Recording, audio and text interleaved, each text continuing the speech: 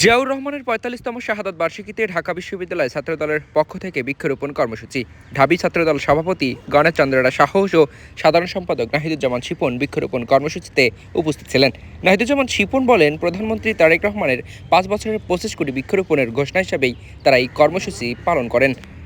আগামী ৫ বছরে তিনি নির্বাচনের আগেই ঘোষণা করেছিলেন, তিনি যদি নির্বাচিত হন, দেশের জনগণের রায় যদি তার পক্ষে আসে, তাহলে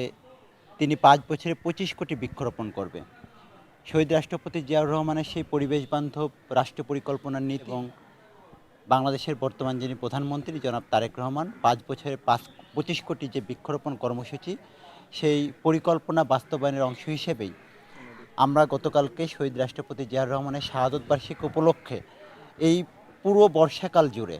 বাংলাদেশ জাতীয়তাবাদী ছাত্রদল ঢাকা বিশ্ববিদ্যালয়ের প্রত্যেকটি নেতাকর্মী প্রতিজন 10টি করে বৃক্ষরোপণ